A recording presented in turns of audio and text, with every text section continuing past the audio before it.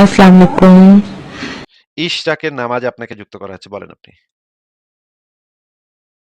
ইশরাকের নামাজ আপনাকে যুক্ত করা হয়েছে বলেন, আনমিউট করে বলেন। ভাই শুনতে পাচ্ছেন? হ্যাঁ, শুনতে পাচ্ছি বলেন। আমি কথা শোনা যাচ্ছে না ভাই। বলেন। আপনি হ্যাঁ ভাই, কিছু আমি একটা বলছেন? ছোট প্রশ্ন করার জন্য যুক্ত হয়েছি। তো প্রশ্নটা কি করতে পারি? হ্যাঁ, করেন। আপনি বা ফারাজ ভাই মাঝে মধ্যে যে বলেন যে জান্নাতে গেলে যা চাওয়া যায় তাই পাওয়া যায়। তো জান্নাতে গিয়ে আপনারা আল্লাহকে প্রেগনেন্ট করতে চান।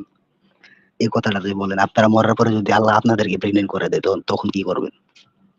মরার পর তো মানে যদি ইমানদার ভাইরা যেটা চাবে তারা তো সেটাই পাবে, তাই না? এখন মনে করেন কোন রকমে যদি জান্নাতে ফারাজ ভাই, এটা ফারাজ ভাইয়ের কথা। ফারাজ ভাই যদি কোন রকমে ঢুইকা যেতে পারে তাহলে তো আল্লাহর খবর আছে ভাই। এমন লাগাবে আল্লাহরে ভাই, হ্যাঁ? মানে মনে করেন প্রেগন্যান্ট করে দিবে। আল্লাহরে লাগায় মোহাম্মদ যেভাবে মারিয়া কিপ্টাকে লাগাইতো সেভাবে লাগায় ফারাজ ভাই এটা করে। মানে ফারাজ ভাই খুবই দুষ্টু লোক, খুবই পোংটা। সে সে আল্লাহকে নিজের মানে যৌনদাসী বানাতে চায় মারিয়া কিপ্তিয়ার মতো, এবং করে তারপর মানে প্রেগন্যান্ট বানাইতে চায়।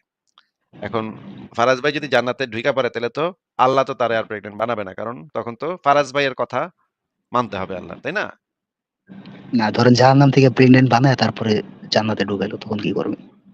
তখন আর কি করার আছে ভাই? আল্লাহর ক্ষমতা তখন আর কি করার আছে? কিন্তু চান্স পাইলে ফারাজ ভাই কিন্তু ঠিকই আল্লাহরে প্রেগন্যান্ট বানায় দিবে। যদি চান্সটা পায়। আমরা তো বলি নাই যে আমরা জান্নাতে যাবো।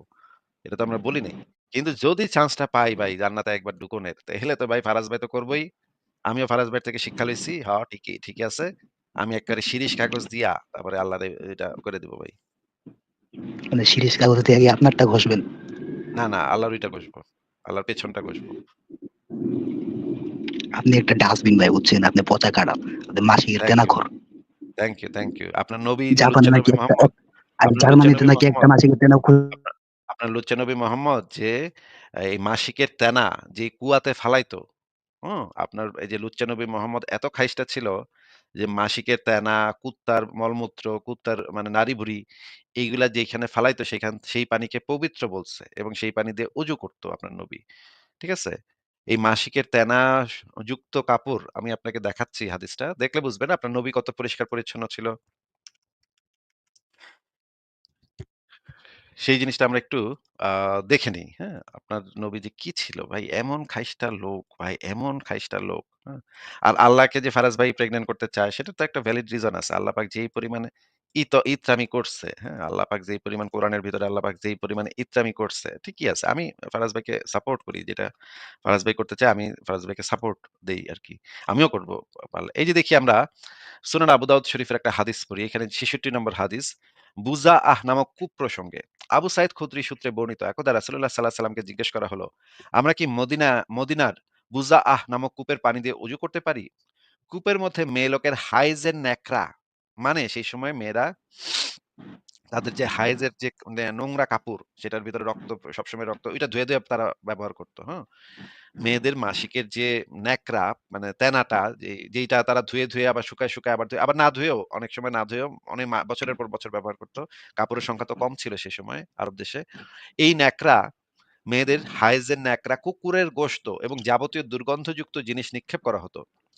রাসূলুল্লাহ সাল্লাল্লাহু আলাইহি সাল্লাম বললেন, পানি পবিত্র, কোনো কিছু একে অপবিত্র করতে পারে না। মানে মোহাম্মদ নিজেও এই পানি দিয়ে অজু করত। মুখে কুলি করত। গড় করে কুলি করত ৩ বার। মুখে মুখ ধুইত, হাত ধুইত। মানে অজু করতে যেই জিনিস লাগে আরকি সেই সবই করত। এই যে এই মেয়ে লোকের হাইজের ন্যাকড়া, কুকুরের গোশত, যাবতীয় দুর্গন্ধযুক্ত জিনিস নিক্ষেপ করা হতো এই কূপটার ভিতরে, এবং মুহাম্মদকে যখন জিজ্ঞেস করা হইল, মুহাম্মদ বলল যে পানি পবিত্র, কোনো কিছু একে অপবিত্র করতে পারে না। হ্যাঁ? আচ্ছা, এই জিনিসটা কোথা থেকে আমরা দেখলাম আবার একটু দেখে নিই। সুনান আবু দাউদ শরীফ ৬৬ নম্বর হাদিস, বুজা আহ নামক কূপ প্রসঙ্গে। একদম পরিষ্কারভাবে বলা আছে। তো এই যে মাসিকের ন্যাকড়া যে বললেন, সেটা তো ভাই নবী মোহাম্মদ এই জিনিসটা এই কাজ করত। তাইলে এই খাইসটা মানে ইতর, বদমাইশ, জঘন্য রুচির লোক হচ্ছে আপনার লুচু নবী মোহাম্মদ। আপনার লুচু নবী মোহাম্মদ আরো কি করত? কাফেরদেরকে মেরে তাদের মা-বেটিকে গনিমতের মাল বানায় রেপ করত ভাই আপনার লুচ্চা নবী মোহাম্মদ, এবং আপনার আল্লাহ পাক সেই জিনিসটাকে অ্যালাও করত। কাফেরদেরকে মেরে তাদের মা-বেটিকে গনিমতের মাল হিসেবে রেপ করাটা আপনার আল্লাহ পাকও অ্যালাও করত। সাহাবীরা একদিন মানে ইতস্তত করতেছে যে তারা এই যে যুদ্ধবন্দী যে নারীরা তাদের সাথে করবে কি করবে না। কারণ তাদের স্বামীরা জীবিত আছে। তখন সেই সময় ম ম আল্লাহ পাক ফটাস করে আয়াত নাযিল করে দিছে, তোমরা করতে পারো। সূরা নিসার ২৪ নম্বর আয়াত নাযিল করে তাদেরকে অ্যালাও করে দিল যে যুদ্ধবন্দী নারীদের সাথে তোমরা সহবত করতে পারো। তাইলে এই আল্লাহরে তো ভাই আমি পাইলে থাবড়ায়া ওর কান পট্টি লাল কইরা, ওরে কানে ধইরা পুরা জান্নাত ঘুরাইয়া, ওরে গাধার পিঠে চড়াইয়া, ওর মাথায় আলকাতরা মাইখা, তারপর আমি ওরে ছেঁচতাম ভাই। এই আল্লাহরে যদি আমি সামনে পাইতাম ভাই। আপনি কি আমার কথা বুঝতে পারছেন? হ্যাঁ, বুঝতে পারছি। এখন একটা প্রশ্ন করতে আচ্ছা। পারি? না আর কোন প্রশ্ন করতে পারেন না। আপনার আল্লাহর পাছার ভিতরে এখন আপনাকে একটু ভরে দেই ভাই। কি বলেন? আপনারে বইরা দিমু আপনারে। আচ্ছা ঠিক আছে। এই যে ভরে দিলাম। লাথি মেরে ঢুকাই দিলাম আল্লাহর পাছার ভিতরে। আ এইভাবে আমরা মানে মুমিনরা যদি করে তাহলে তো আমরা আচ্ছা এইটাই করব। হুম? আর তাছাড়া আমরা যে এই কাজগুলা করছি এটা কিন্তু আমরা নিজেরা করছি না। এটা কিন্তু আল্লাহ পাক আমাদেরকে দিয়ে করিয়ে নিচ্ছে। ঠিক আছে? আপনারা যদি আ এই বিষয়টা আগেও দেখিয়েছি বহুবার। সেই জিনিসটা আবারও একটু দেখাই। দেখেন, এটা হচ্ছে সুনান আবু দাউদ শরীফের ৪৭০৩ নম্বর হাদিস। এখানে বলা হচ্ছে যে এই হাদিসটা আপনারা স্ক্রিনশট নিয়ে রাখেন। খুব মনোযোগ দিয়ে পড়েন, ভালোভাবে পড়েন। পড়ার পর এবং আরো আছে, আরো অনেকগুলো হাদিস আছে। যেমন ধরেন এখানে সুনান তিরমিজি শরীফ তাহকিককৃত ২১৩৫ নম্বর হাদিস। এখানে জিজ্ঞেস করা হচ্ছে যে, আমলের ক্ষেত্রে আপনার অভিমত কি? আ আমরা যে কাজ করি তা কি নতুনভাবে ঘটলো না আগে থেকে নির্ধারিত? এখানে বলা হয়েছে নির্ধারিত। নির্ধারিত মানে কি? আপনারা যদি যারা জানেন বা না জানেন তারা একটু নির্ধারিত মানে নির্ধারণ করে রাখা। আপনি যদি নির্ধারণ করে রাখেন তাহলে কিন্তু সেই জিনিসটা ফিক্সড হয়ে যায়। আপনি যখনই নির্ধারণ করে রাখবেন, এটা কিন্তু শুধুমাত্র জানা অজানা না। এটা কিন্তু নির্ধারণ করে রাখা। আমরা যেসব কাজ করি তা কি নতুনভাবে ঘটলো না আগে থেকেই নির্ধারিত হয়ে আছে? তিনি বললেন, হে খাত্তাবের পুত্র, তা আগে থেকেই নির্ধারিত নির্ধারিত হয়ে আছে। আর সকলের করণীয় বিষয় সহজ করে রাখা হয়েছে। যারা সৌভাগ্যবানদের অন্তর্ভুক্ত তারা অবশ্যই সওয়াবের কাজ করে। আর যারা দুর্ভাগ্যবানদের অন্তর্ভুক্ত তারা দুর্ভাগ্যজনক কাজই সম্পাদন করে থাকে। নির্ধারণটা আগে থেকে করা। ঠিক আছে?